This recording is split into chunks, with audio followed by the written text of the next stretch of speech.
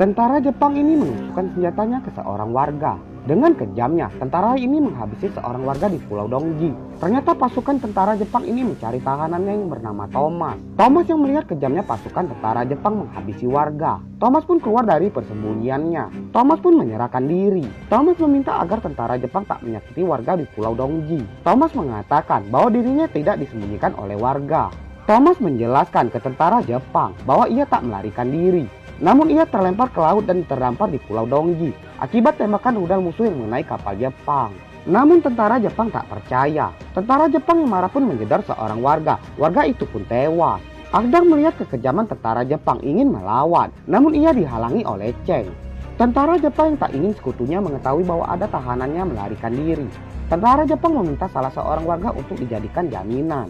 Agdang yang merasa bersalah karena telah membuat warga terlibat dengan masalah ini. Agdang pun bersedia untuk dibawa oleh tentara Jepang sebagai tahanan. Setibanya Agbi dan kekasihnya, Abi yang mengetahui adik satu-satunya dibawa oleh tentara Jepang, Abi merasa sedih. Setelah itu, Abi pun didatangi seorang warga. Warga ini marah ke Agbi dan mengatakan bahwa ulah Agbi dan Agdang yang menyembunyikan Thomas, yang membuat banyaknya warga dihabisi oleh pasukan Jepang. Agbi yang emosi, Agbi pun menampar warga itu.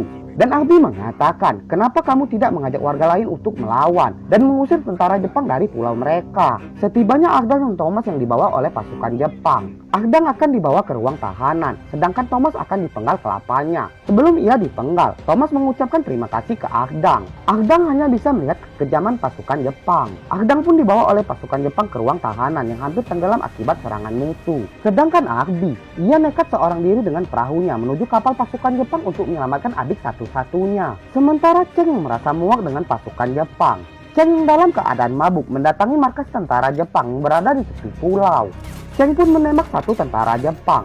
Namun Cheng ditangkap oleh tentara Jepang. Cheng pun dieksekusi oleh tentara Jepang dengan sangat kejam. Sedangkan Agdang yang berada di tahanan mencoba menyelam di dalam kapal yang mulai tenggelam. Agdang berusaha mencari jalan keluar dari kapal. Namun Agdang tertimpa reruntuhan besi kapal. Beruntungnya pada saat itu, Agbi datang menyelamatkan Agdang yang hampir kehabisan napas. Sebelum mereka meninggalkan kapal, kakak dan adik ini membantu mengeluarkan tahanan lain keluar dari kurungan tentara Jepang. Saat hendak meninggalkan kapal, mereka pun diketahui oleh tentara Jepang. Tentara Jepang menembaki Agdang. Dalam keadaan terluka, Agdang memukul tentara Jepang hingga tentara itu tewas.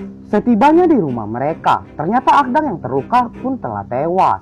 Agbi yang dalam keadaan duka yang mendalam akibat tewasnya adik satu-satunya. Agbi mendatangi markas tentara Jepang yang berada di tepi